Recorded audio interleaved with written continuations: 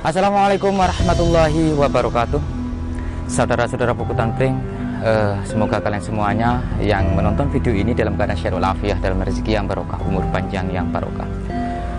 Di sini kami mencoba untuk masuk ke sebuah makam, di mana makam tersebut diduga merupakan putri dari Raden Husein. Putri Raden Husein tersebut adalah Raden Ayu Oncat Ondo. Seperti apa keadaan di dalam? Ikuti terus dalam penelusuran kami di Pukutan Pring.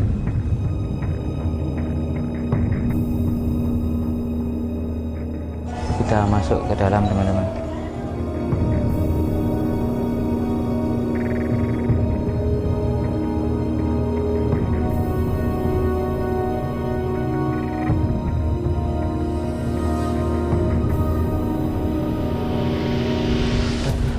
Saudara-saudara Pukutan Pring, ternyata di dalam sini terdapat sebuah batu begitu, yang katanya ya, batu ini menyerupai batu manggis. Ada dua versi yang menurut keterangan dari beberapa peneliti untuk batu tersebut. Ada yang mengatakan ini adalah merupakan batu hiasan di beberapa tempat yang diistimewakan waktu itu yang menyerupai batu manggis, dan ada juga yang mengatakan ini adalah suatu batu pemberat yang digunakan untuk sebagai pemberat timbangan, karena ini merupakan tempat pelabuhan terbesar, yaitu Pelabuhan Terung. Seperti ini bentuknya, teman-teman. Kita lihat.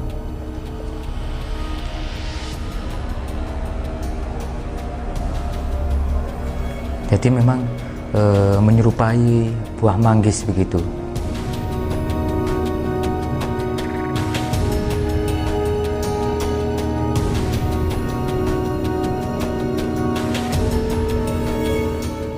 Namun di sini terdapat itu lubang. Ini terdapat lubang di sini.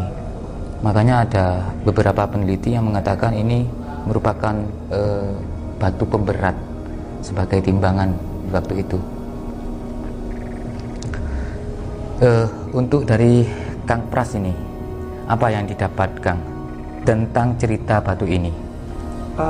Dari cerita warga, memang batu ini ditemukannya perkiraan tahun 2006 ya, di sekitaran makam Raden Ayu dan situs Terung ini. Cuma memang dari segi fungsi dari batu ini masih memang banyak beberapa versi yang memperjelaskan. Jadi memang kita masih belum tahu secara pasti ini fungsinya dulu untuk apa, kayak gitu. Kayak semacam dilamuri bedak begitu kan? Iya, kalau di makam Raden Ayu ini disediakan bedak kan, untuk mungkin bagian dari sejarah dan iya, bagian dari apa ya, sarana spiritual mungkin, iya, begitu ya Kang ya.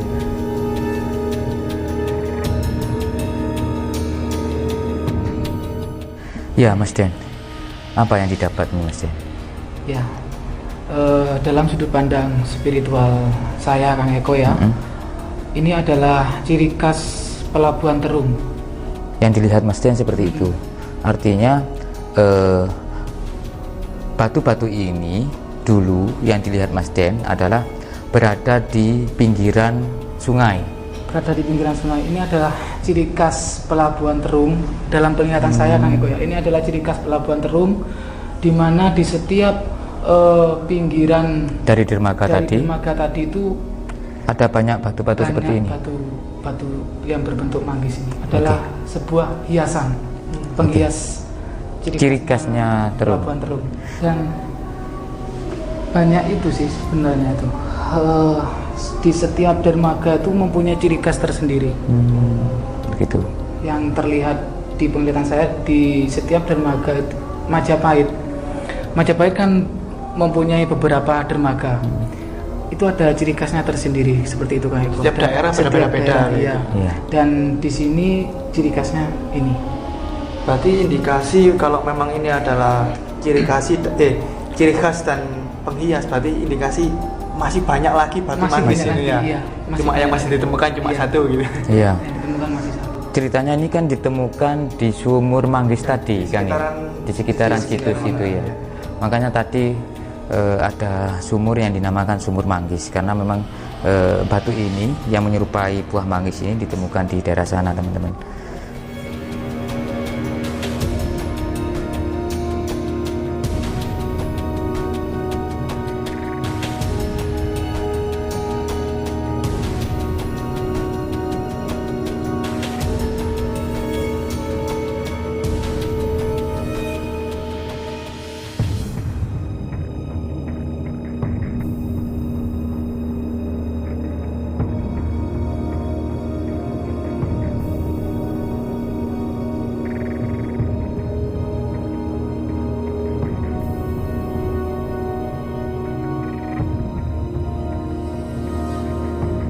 Raden Ayu ini adalah sesosok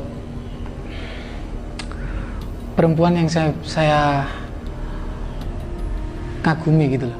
Dalam penglihatan saya tuh, jadi beliau tuh kalau di sekarang ya mungkin bisa dibilang seperti Raden Ajeng Kartini.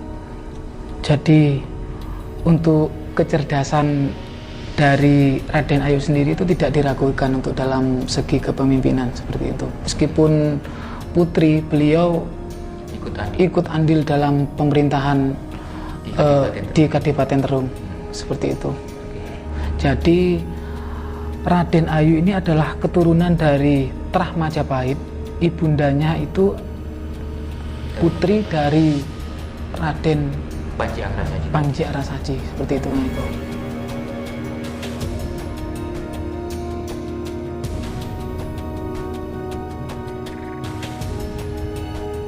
Sebagai warga yang diinginkan oleh Kang Pras apa ini?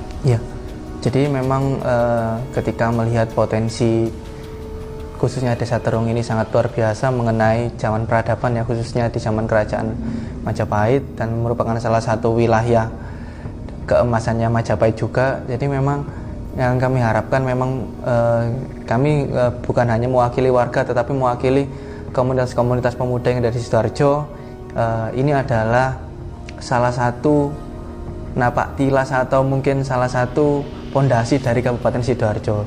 Jadi memang layaknya tidak hanya seorang sejarawan yang mengangkat khususnya Terung ini, tetapi mungkin ayo pemuda-pemuda Sidoarjo kita angkat lagi sejarah-sejarah yang ada di Sidoarjo, potensi-potensi besar yang ada di Sidoarjo, kita edukasi bersama, kita angkat bersama, kita kembangkan bersama. Jadi intinya potensi wisata sejarah ini tidak akan berhenti di kita saja, tetapi akan berlanjut nanti di anak cucu kita gitu.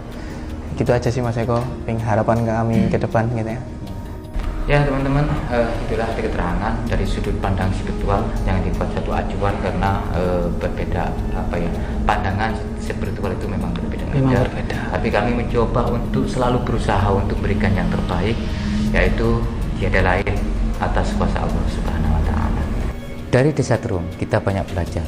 Ternyata cara leluhur kita mengajarkan kepada para keturunannya dengan meninggalkan bukti-bukti sejarahnya. Ikuti terus dalam penelusuran kami. Salam budaya Nusantara. Tinggalkan perselisihan, sambung persaudaraan. Wafa minkum. Wassalamualaikum warahmatullahi wabarakatuh. Rahayu.